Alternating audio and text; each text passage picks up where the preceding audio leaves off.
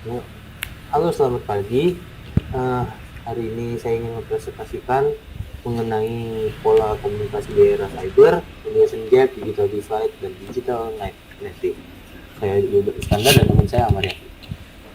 Yud, pola komunikasi menurut Jamarah 2004, pola komunikasi dapat diartikan sebagai pola hubungan antara dua orang atau lebih dalam pengiriman dan penerimaan pesan dengan cara yang tepat sehingga pesan yang dimaksud dapat dipahami.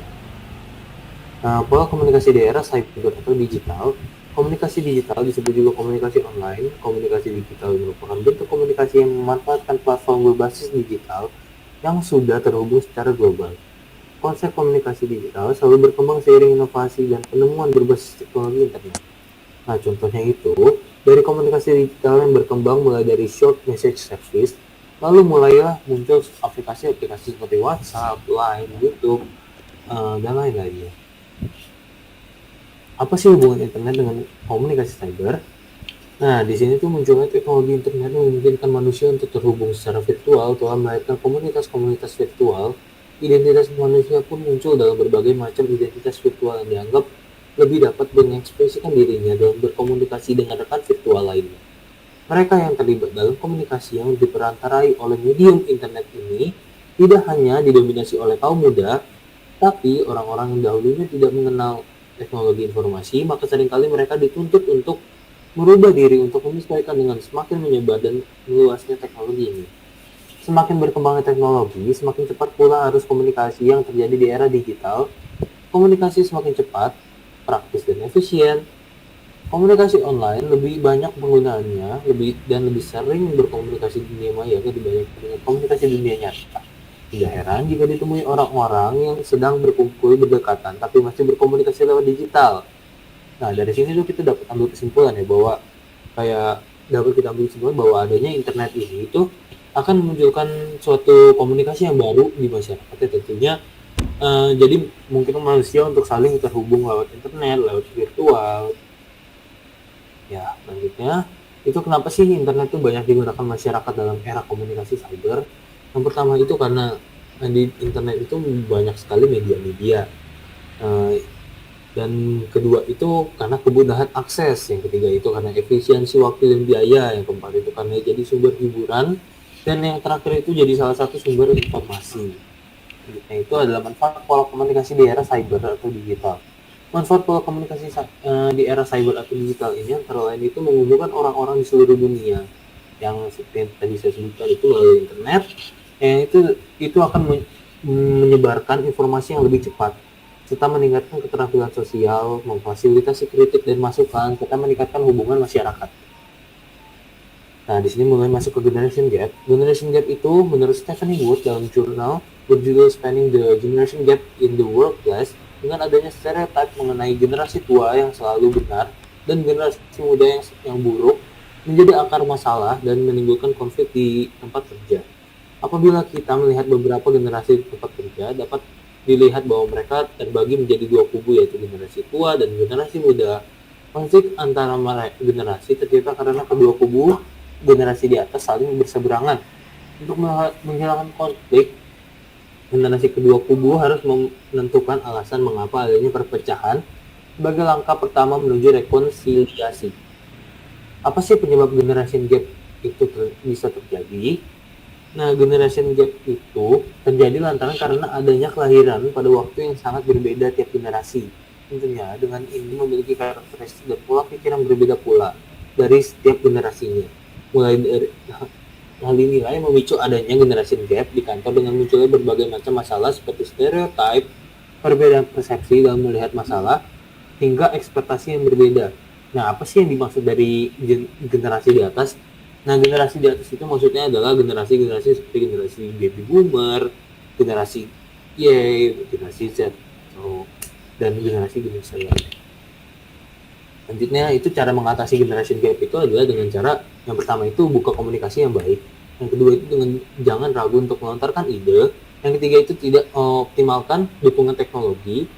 Dan yang keempat itu tetap disiplin dan fleksibilitas. Dan yang terakhir itu libatkan diri dalam misi sosial perusahaan.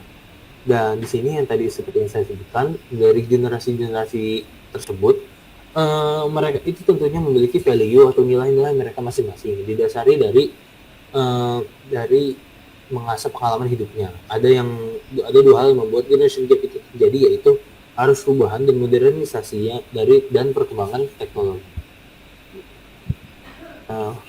Silakan. Oke. Selanjutnya saya akan membahas tentang yang namanya digital divide. Next. Apa itu digital divide? Digital divide adalah kesenjangan digital, yaitu sebuah kondisi di mana terdapat perbedaan atau ketidakseimbangan akses antara satu orang dengan orang lainnya dalam memanfaatkan teknologi informasi dan komunikasi modern. Lebih lanjut, digital divide menggambarkan sebuah kesenjangan antara orang-orang yang memiliki akses ke layanan internet yang terjangkau dan cepat, keterampilan, serta gadget yang diperlukan untuk memanfaatkan akses tersebut dengan mereka yang tidak memilikinya. Next. Dalam digital divide terdapat 4 dimensi. Yang pertama, mental access. Mental access ini adalah sejauh mana sih orang di wilayah tersebut memiliki mental atau kemauan ingin menggunakan akses-akses digital tersebut. Yang kedua ada material access. Material access ini adalah sejauh mana orang di wilayah tersebut memiliki kemampuan untuk membeli komputer, gawai, dan koneksi internet. Nah, yang ketiga ada skill access. Skill access ini sejauh mana sih orang di wilayah tersebut memiliki kemampuan untuk menggunakan di sektor digital tersebut. Nah, skill access ini penyebabnya mungkin kurangnya kemampuan skill access ini dia disebabkan mungkin minimnya pendidikan dan dukungan sosial gitu.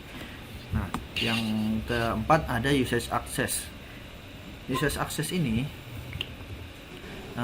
adalah sejauh mana sih orang di wilayah tersebut memiliki kesempatan penggunaan teknologi digital dan internet tersebut. Oke, next.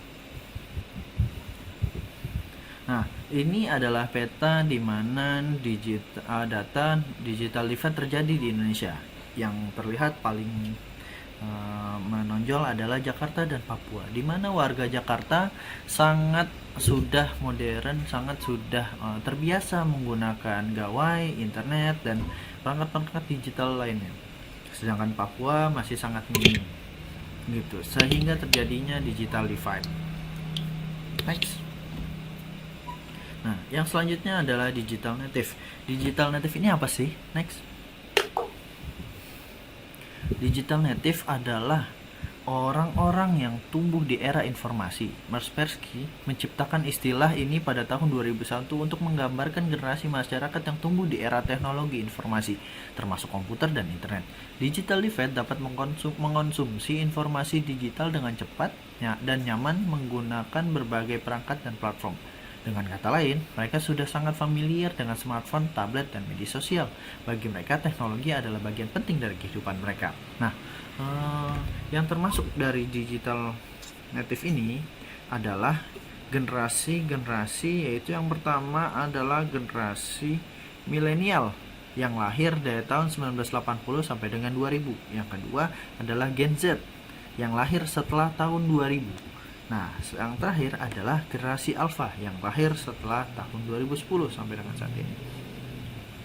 Oke, next. Nah, ciri-ciri dari digital native adalah yang pertama bebas, tidak mau terkekang. Yang kedua bermain bukan hanya bekerja. Yang ketiga tidak hanya responsif. Generasi digital native senang mengekspresikan diri. Yang keempat cepat, enggan menunggu. Yang kelima mencari bukan menunggu instruksi. Yang ketujuh yang keenam unggah bukan hanya unduh.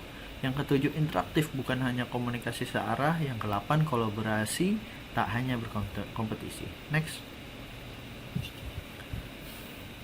Digital imigran. Selanjutnya adalah ini tambahan sedikit yang bahasan, yaitu digital imigran. Nah, sedang digital native adalah orang yang tumbuh berdampingan dengan perkembangan teknologi.